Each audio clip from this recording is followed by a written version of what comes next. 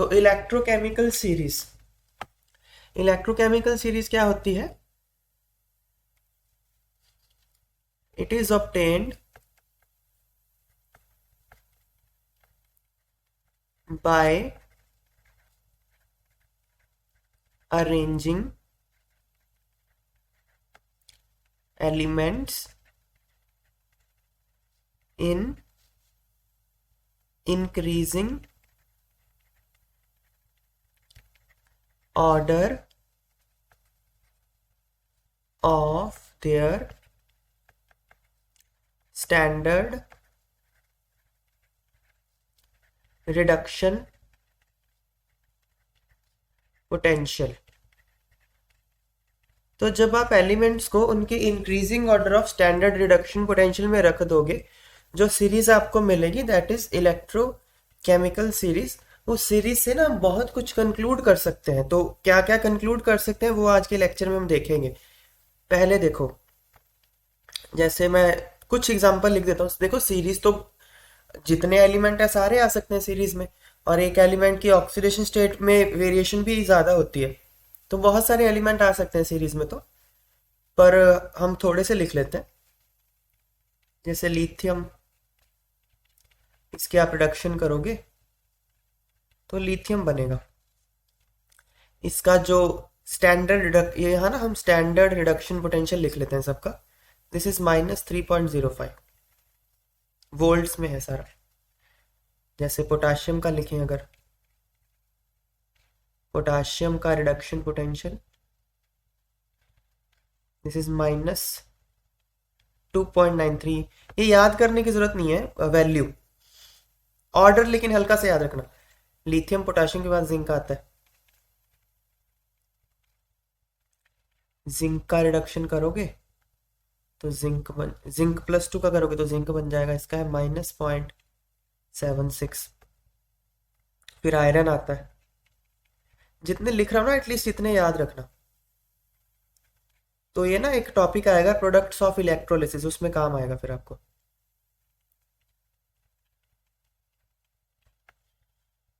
Iron का -0.44 volt. फिर hydrogen का, जैसे हाइड्रोजन का कितना होगा बताओ?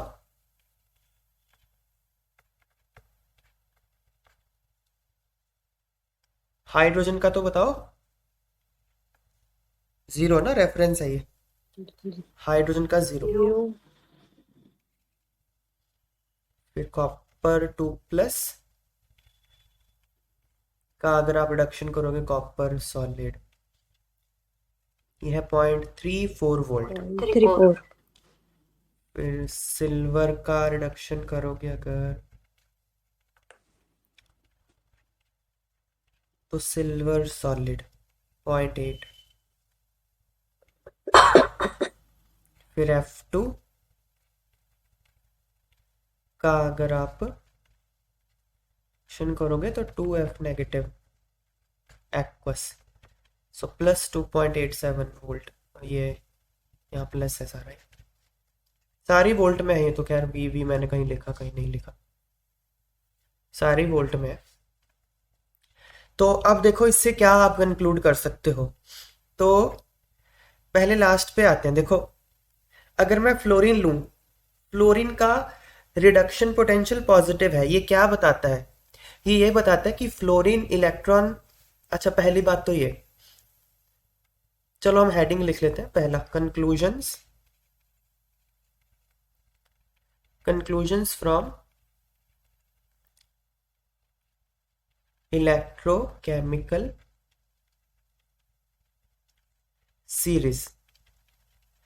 तो हम एक एग्जांपल लेते हैं। पहला हम पॉइंट लिख लेते हैं, more is reduction potential of an element, more is its tendency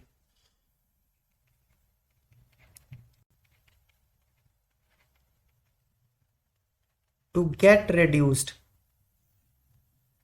more is its tendency to get reduced.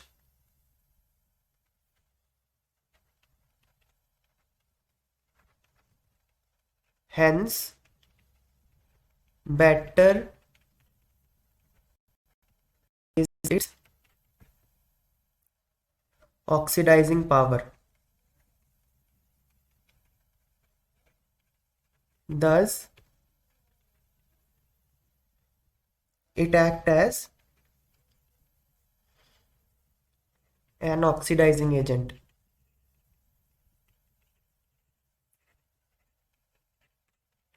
तो हम एग्जांपल लेते हैं, जैसे फ्लोरीन। फ्लोरीन 2 इलेक्ट्रॉन लेके F नेगेटिव एक्वस बन गया। इसका हमने देखा था डेल्टा जी का फॉर्मूला होता है delta G not minus NF E0। So this is minus N यहाँ पे 2 है, -2 F, यहाँ पे फ्लोरीन नहीं है, अब यहाँ फेरेडे है, -2 F Faraday into 2.87 which is negative. Delta G अगर नेगेटिव है मतलब क्या, रिएक्शन इज स्पॉन्टेनियस, है ना। Delta G negative means reaction is spontaneous. तो डेल्टा जी नेगेटिव कब होगा, व्हेन E0 इज पॉजिटिव, तो फिर रिएक्शन स्पॉन्टेनियस होगा, रिएक्शन इज स्पॉन्टेनियस। तो मतलब ये हुआ किसी अगर रिएक्शन का E0 पॉजिटिव है तो वो रिएक्शन अपने आप होना चाहेगी, स्पॉन्टेनियस होगी। तो अब हम यहां देखें, अगर इसका E0 पॉजिटिव है, +2.87 है इस रिएक्शन का होने का टेंडेंसी, तो मतलब क्या, fluorine is ready to accept 2 electrons, ये लेना चाहता है। तो अगर ये खुद लेना चाहेगा तो कहीं और से ही लेगा ना, तो जहां से लेगा उसको ये ऑक्सीडाइज कर देगा। तो अगर रिडक्शन पोटेंशियल ज्यादा है मतलब वो अच्छा ऑक्सीडाइजिंग एजेंट है। मैं फिर से रिपीट कर रहा हूं, अगर किसी एलिमेंट का रिडक्शन पोटेंशियल ज्यादा है means it has a tendency to get reduced. तो अगर उसकी खुद की किस रिड्यूस होने की टेंडेंसी है तो वो सामने वाले को तो ऑक्सीडाइज ही करेगा, इसलिए वो एक अच्छा ऑक्सीडाइजिंग एजेंट होगा। ये बात समझ में आ गई। Yes sir. तो इसका मतलब ये हुआ कि elements elements at bottom of electrochemical series are good. बताओ, ऑक्सीडाइजिंग एजेंट्स या रिड्यूसिंग एजेंट्स बॉटम पे?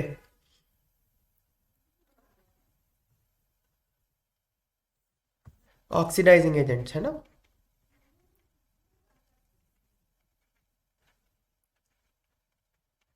क्योंकि अगर नीचे है, नीचे का मतलब रिडक्शन पोटेंशियल ज्यादा होगा ना उनका।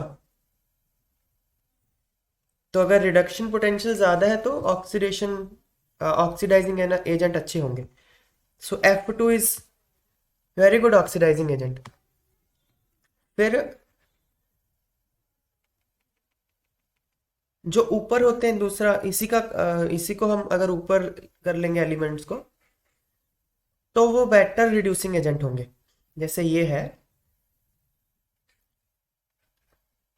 ये रिड्यूसिंग एजेंट है,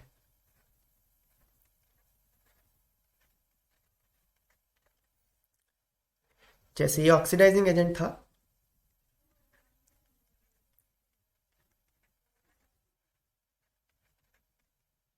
ये ऑक्सीडाइजिंग एजेंट था, ऊपर वो रिड्यूसिंग एजेंट होगा। क्यों, देखो। तो पहले हम लिख लेते हैं, lower is value of standard reduction potential, higher is standard oxidation potential. ठीक है, अगर रिडक्शन पोटेंशियल लो है तो ऑक्सीडेशन पोटेंशियल हाई होगा ना। जैसे देखो, लिथियम प्लस का रिडक्शन पोटेंशियल है -3.05, तो लिथियम का ऑक्सीडेशन पोटेंशियल होगा +3.05, नेगेटिव होता है ना उसका। अगर रिडक्शन पोटेंशियल लो है तो ऑक्सीडेशन पोटेंशियल हाई होगा। अब अगर ऑक्सीडेशन पोटेंशियल हाई है तो वो रिड्यूसिंग एजेंट ही करेगा ना, तो लिख लेते हैं। Higher is standard oxidation potential means element has tendency to get oxidized.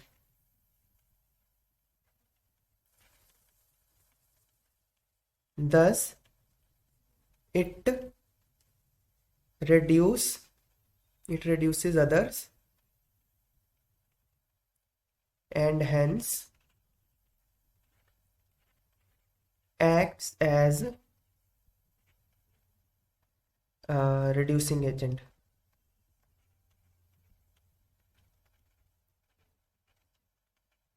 Example अगर हम देखें, भाई लिथियम प्लस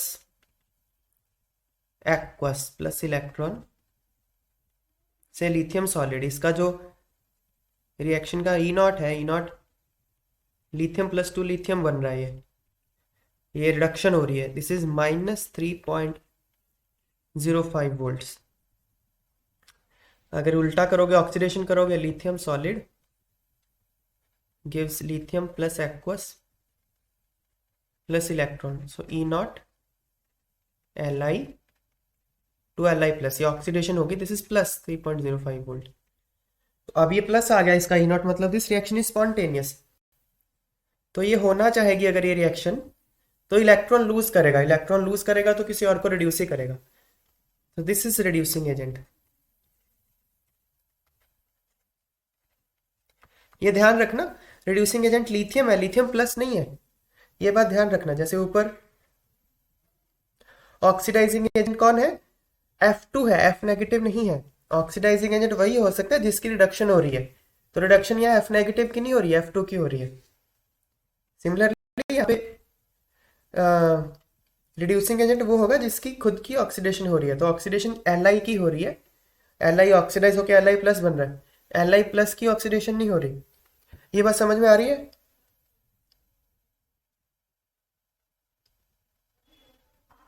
जी सर। तो सिंपल बात है, जो तो हम लिख लेते हैं फिर 10 elements at top of the series are good reducing agents।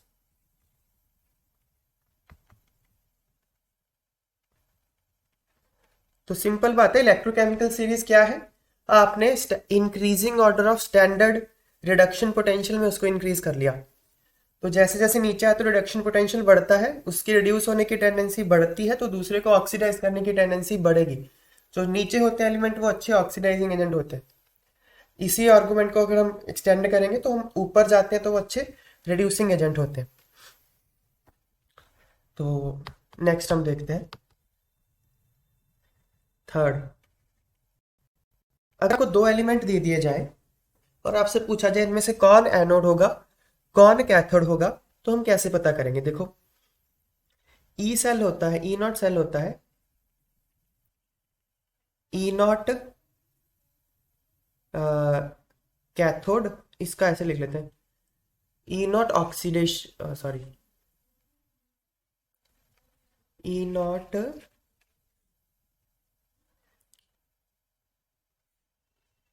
Reduction of cathode. Cathode का आप रिडक्शन पोटेंशियल लेते हो plus, E naught oxidation potential लेते हो आप एनोड का, क्योंकि एनोड पे देखो ऑक्सीडेशन होती है, कैथोड पे रिडक्शन होती है, तो ये फॉर्मूला हमने करा था। तो अब आप चाहोगे कि ई नॉट सेल पॉजिटिव हो, है ना? ई नॉट सेल पॉजिटिव हो तो अ, या इसको एक सेकेंड मैं ऐसे कर देता हूँ, एक बार मैथमेटिकली कर लेते हैं फिर इसको मैं समझा भी दूंगा। Minus E naught reduction anode, ये हमने देखा था। तो फॉर स्पॉन्टेनियस रिएक्शन, मतलब आप चाहते हो अगर सेल फंक्शन करे, that is for functioning of cell, for functioning of cell, जो ई नॉट सेल है दैट शुड बी पॉजिटिव, तभी तो वो फंक्शन करेगा। मतलब क्या, E naught reduction of cathode minus E naught reduction of anode should be positive. मतलब E naught reduction of cathode should be more than E naught reduction of anode. मतलब अगर आपको दो एलिमेंट दिए हैं और आपको पता है कि आपसे ये पूछा गया कि इसमें से कौन जो है एनोड की तरह काम करेगा, कौन कैथोड की तरह, तो जिसका रिडक्शन पोटेंशियल उसमें से ज्यादा होगा वो कैथोड होगा और जिसका रिडक्शन पोटेंशियल कम होगा वो एनोड होगा। मतलब क्या, अब रिडक्शन पोटेंशियल ज्यादा कहाँ होता है? सीरीज में नीचे। तो जो एलिमेंट सीरीज में नीचे होगा वो कैथोड की तरह काम करेगा, जो एलिमेंट सीरीज में ऊपर होगा वो एनोड की तरह काम करेगा। तो मैंने इसको ऐसे याद रखा हुआ है, एनोड अप। इलेक्ट्रोकेमिकल सीरीज में जो एलिमेंट ऊपर होता है दैट इज एनोड और जो बाकी फिर नीचे होता है वो कैथोड होता है। ये बात समझ में आ गई?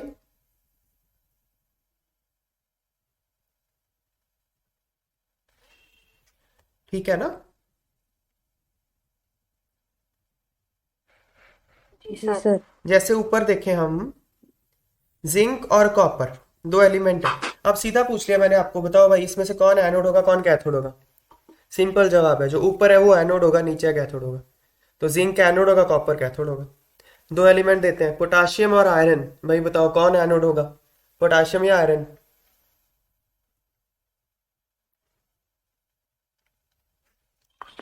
पोटेशियम। हाँ, जो ऊपर है पोटेशियम होगा, ठीक है ना?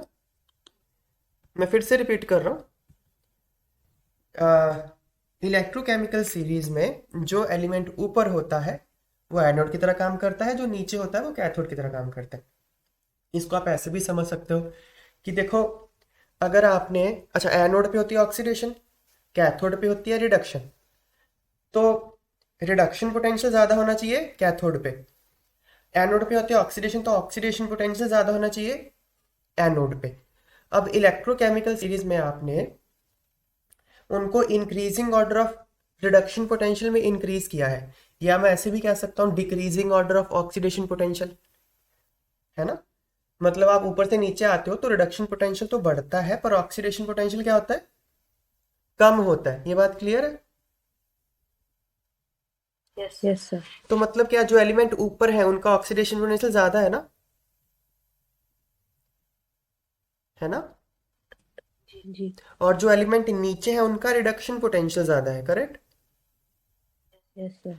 तो वही बात है, अब जो नीचे है उसका रिडक्शन पोटेंशियल ज्यादा है, जो ऊपर है उसका ऑक्सीडेशन पोटेंशियल ज्यादा है। अब एनोड पे ऑक्सीडेशन होती है, कैथोड पे रिडक्शन होती है, तो जो नीचे होगा वो कैथोड होगा, जो ऊपर होगा वो एनोड होगा। जिस मर्जी लॉजिक से समझ लो आप, ठीक है ना?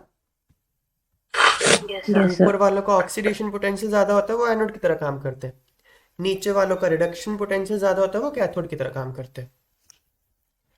इलेक्ट्रोकेमिकल सीरीज क्या है, आपने एलिमेंट्स को increasing order of reduction potential में अरेंज किया है, तो नीचे वालों का रिडक्शन पोटेंशियल ज्यादा होता है, तो ऑटोमेटिकली ऊपर वालों का रिडक्शन पोटेंशियल कम हो गया, मतलब ऑक्सीडेशन पोटेंशियल ज्यादा हो गया। तो ऊपर वाले एनोड की तरह काम करते हैं, नीचे वाले कैथोड। तो गलती नहीं करना है इसमें, ओके ठीक सर। है? Fourth point, element present above in the series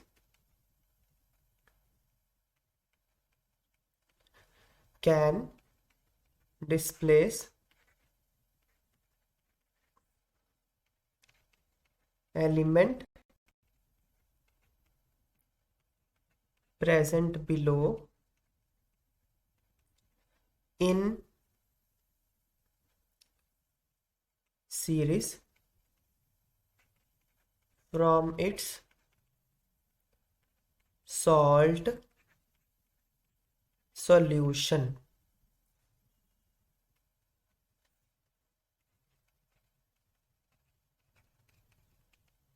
example हम देखें अगर, देखो जैसे जिंक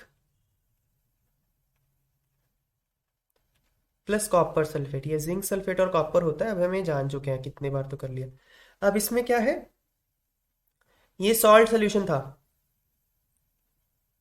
कॉपर का, जिंक ने उसको डिस्प्लेस कर दिया, तो हुआ क्या यहाँ पे,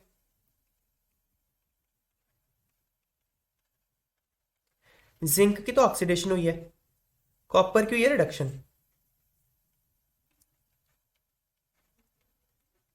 तो देखो, जब हम ये बोलते हैं ना कि किसी मेटल ने किसी दूसरे मेटल को उसके सॉल्ट सोल्यूशन से डिस्प्लेस कर दिया, सॉल्ट सोल्यूशन से डिस्प्लेस करने का मतलब क्या है, उसको रिड्यूस कर दिया। जिंक ने कॉपर को डिस्प्लेस किया और खुद सॉल्ट में घुस गया, मतलब क्या, जिंक की तो ऑक्सीडेशन हो गई और कॉपर 2+ को उसने रिड्यूस करके कॉपर में कर दिया। तो मतलब क्या, रिडक्शन कहाँ होती है, कैथोड पे, है ना। और जिंक की ऑक्सीडेशन ऑक्सीडेशन होती है एनोड पे। और हमने देखा ही है, अभी देख चुके हैं हम कि भाई ये रिएक्शन कब स्पॉन्टेनियस होती है, जब एनोड ऊपर वाला एलिमेंट होता है, कैथोड नीचे वाला होता है, मतलब ऑक्सीडेशन ऊपर होती है, रिडक्शन नीचे होती है। तो वही बात हो गई ना, अगर जिंक ने कॉपर को डिस्प्लेस करना है तो उसको अ, खुद होना पड़ेगा ऑक्सीडाइज, वहां एनोड वाली रिएक्शन होगी, तो वो उसको ऊपर होना पड़ेगा। ये बात समझ में आ गई ना।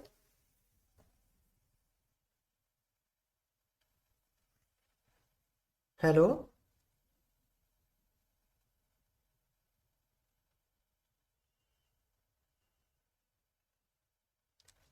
Yes, sir. ये बात समझ में आई है क्या, जी सर। कि जो एलिमेंट सॉल्ट जो ऊपर है ना इलेक्ट्रोकेमिकल सीरीज, वो नीचे वाले को डिस्प्लेस कर सकता है, क्योंकि डिस्प्लेस का मतलब यही होता है कि उसको रिड्यूस करना। रिड्यूस करना। हाँ, ठीक है। तो रिड्यूस तो वही करेगा जो खुद अच्छा खासा ऑक्सीडाइज होने का टेंडेंसी रखेगा, तो ऑक्सीडाइज होने का टेंडेंसी ऊपर वालों का ज्यादा है ना, है ना। जी सर। तो इसलिए ये बात है कि जो ऊपर है, मतलब उसी बात को फिर से हम रिपीट कर करके अलग अलग भाषा में लिख रहे हैं। तो बात क्या है कि जो ऊपर वाले एलिमेंट है वो नीचे वालों को उसके सॉल्ट सोल्यूशन से डिस्प्लेस कर सकते हैं। तो फिर क्या,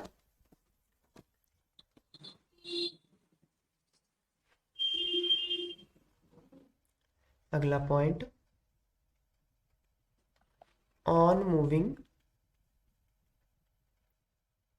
डाउन in the series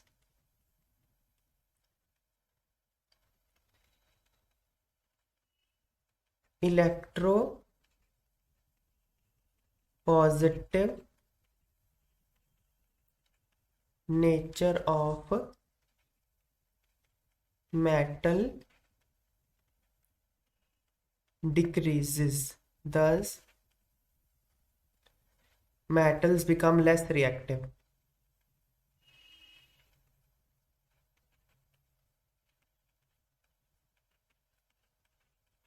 देखो मेटल्स होते हैं वो इलेक्ट्रोपॉजिटिव होते हैं नेचर में, हमने देखा है। इलेक्ट्रोपॉजिटिव का मतलब वो इलेक्ट्रॉन लूज करते हैं, तो हमने ऊपर देखा है अभी, देखो जैसे लिथियम इलेक्ट्रॉन लूज करके लिथियम प्लस बन गया, ये इसके होने की टेंडेंसी पॉजिटिव है। तो ये तो हम पहले से ही जानते थे कि metals are electropositive in nature. तो जितना ज्यादा इसका मतलब ये ऑक्सीडेशन पोटेंशियल होगा, उतना ही इसका इलेक्ट्रोपॉजिटिव नेचर होगा ना। ये बात क्लियर है ना। जी सर। जैसे इसका उल्टे तरीके से देखो, hello. Lithium becomes lithium plus an electron, तो अगर मैं यहाँ पे लिखूँ स्टैंडर्ड ऑक्सीडेशन पोटेंशियल वोल्ट्स में, सो प्लस 3.05 है। ये उल्टी रिएक्शन के होंगे अब ये, लिखी मैंने रिडक्शन हुई है लेकिन उल्टा कर दूंगा तो ऑक्सीडेशन हो जाएगा। So this is 3.05, this is 2.93, this is 7.76, this is 0.44। Now जैसे जैसे मैं नीचे आ रहा हूँ ऑक्सीडेशन पोटेंशियल कम होता जा रहा है, मतलब क्या, इलेक्ट्रॉन को लूज करने की टेंडेंसी कम होती जा रही है। ऑक्सीडेशन मतलब इलेक्ट्रॉन लूज करना ही होता है, तो इलेक्ट्रॉन को लूज करने की टेंडेंसी कम हो रही है, मतलब इलेक्ट्रो पॉजिटिव नेचर कम हो रही है मेटल की, मतलब उसकी रिएक्टिविटी कम होगी। क्योंकि मेटल जब रिएक्ट करता है वो इलेक्ट्रॉन लूज ही करता है, इलेक्ट्रो पॉजिटिव नेचर की वजह से ही वो रिएक्ट करता है। तो अगर उसकी इलेक्ट्रॉन लूज करने की टेंडेंसी कम हो रही है, रिएक्टिविटी भी कम हो जाएगी। ये बात क्लियर है? Yes sir. तो वही है, हम नीचे आते हैं तो मेटल की रिएक्टिविटी कम होती है। ऐसे भी हम देख सकते हैं highly reactive metal potassium, sodium, magnesium ऊपर होंगे, जैसे नीचे आ रहे हो जिंक हो गया, आयरन हो गया, ये कम रिएक्टिव होते हैं, ऐसे भी आप जानते हो। और नीचे आओ कॉपर, सिल्वर, ये तो नोबल मेटल्स ही है ना। यस। तो एग्जाम्पल भी हम लिख लेते हैं, देखो जैसे कोई एल्कली मेटल या कोई एल्कलाइन अर्थ मेटल,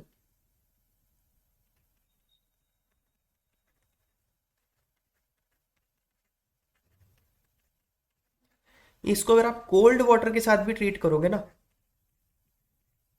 तो ये हाइड्रोजन दे देता है। जैसे लिथियम H2 कोल्ड के साथ भी दे देगा ये, लिथियम हाइड्रोक्साइड प्लस हाइड्रोजन। लेकिन अगर आप दूसरे मेटल्स की बात करोगे, जैसे आयरन हो गया, जिंक हो गया, निकल हो गया, ये ना स्टीम के साथ ही, हॉट वाटर के साथ ही देंगे ये,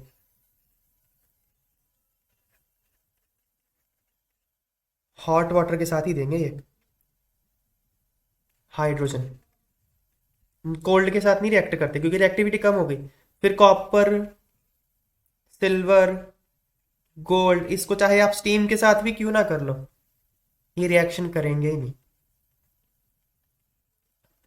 ये बात क्लियर हुई? क्योंकि रिएक्टिविटी कम हो रही है ना, यस सर। है ना। अगला पॉइंट देखो, metal present above hydrogen in electrochemical series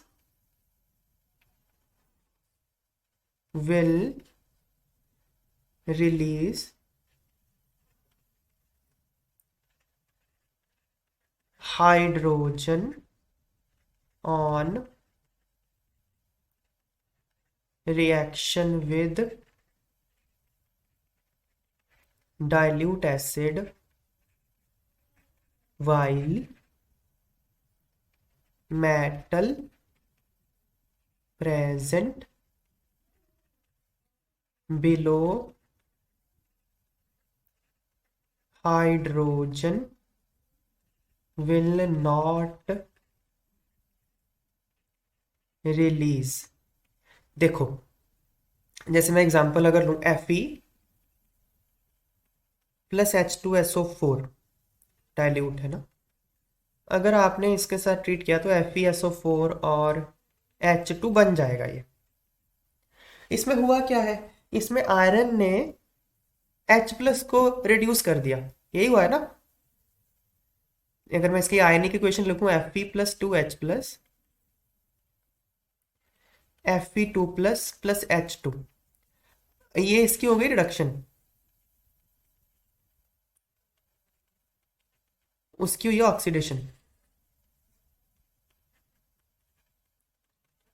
अब ऑक्सीडेशन किसकी, देखो मेटल जब भी एसिड के साथ रिएक्ट करेगा तो उसकी ऑक्सीडेशन हो जाती है, और ऑक्सीडेशन किसकी स्पॉन्टेनियस होगी, जो जिसका ऑक्सीडेशन पोटेंशियल ज्यादा होगा।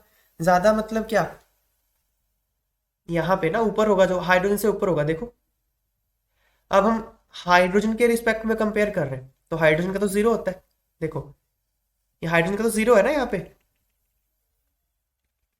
तो जो भी हाइड्रोजन से ऊपर है उसका रिडक्शन पोटेंशियल नेगेटिव है और ऑक्सीडेशन पोटेंशियल पॉजिटिव होगा। मतलब क्या, अगर उसका ऑक्सीडेशन पोटेंशियल पॉजिटिव है तो हाइड्रोजन को रिड्यूस कर देगा वो। ये बात समझ में आ गई वो? हाँ। जी सर। हाँ, तो जो हमने ये बात लिखी थी ना कि metal above can displace metal below from its salt solution, अब ये वही बात है। यहाँ से हाइड्रोजन को उसके सॉल्ट सोल्यूशन से डिस्प्लेस करने की बात ही है। H2SO4 मान लो सॉल्ट ऐसे है तो ये एसिड है, आप बोल सकते हो H2SO4 is salt of hydrogen. तो अब यहाँ से हाइड्रोजन अगर हटाना है तो वो वही हटा सकता है जो मेटल हाइड्रोजन से ऊपर होगा। तो यही बात है कि जो हाइड्रोजन से ऊपर होंगे वो डाइल्यूट एसिड के साथ रिएक्ट करके हाइड्रोजन इवॉल्व करेंगे। जो नीचे होंगे वो नहीं करेंगे, क्योंकि नीचे वालों का तो ऑक्सीडेशन पोटेंशियल ही नेगेटिव होगा ना। नेगेटिव हो जाएगा। जो हाइड्रोजन से नीचे होगा, देखो ये यहाँ पे जो हाइड्रोजन से नीचे है उसका रिडक्शन पोटेंशियल पॉजिटिव है ना। तो उसका रिडक्शन पोटेंशियल पॉजिटिव है तो ऑक्सीडेशन पोटेंशियल तो नेगेटिव है ना। मतलब वो ऑक्सीडाइज नहीं होना चाहते। तो ऑक्सीडाइज नहीं होना चाहते तो फिर ये रिएक्शन कहाँ से हो जाएगी? ये यहाँ तो ऑक्सीडेशन ही है तो वो नहीं होगी। तो फिर वो नहीं करते डिस्प्लेस। सो कॉपर प्लस H2SO4 डाइल्यूट, ये रिएक्शन होगा ही नहीं। नो रिएक्शन,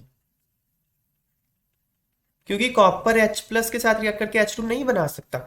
मैं आपको दिखा भी देता हूँ, देखो ये copper copper 2 plus plus electron, इस रिएक्शन के होने की टेंडेंसी कितनी है? E naught copper to copper 2 plus. इसके रिएक्शन के होने की, अच्छा दो लगेंगे ना, ये क्या है ऑक्सीडेशन ना। -0.34 वोल्ट करेक्ट। ऑक्सीडेशन यस इसका सर। नेगेटिव है ना। H plus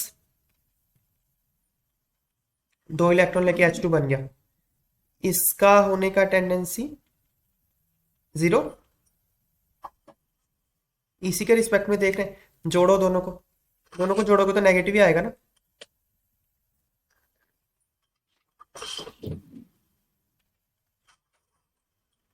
copper plus H2SO4 gives,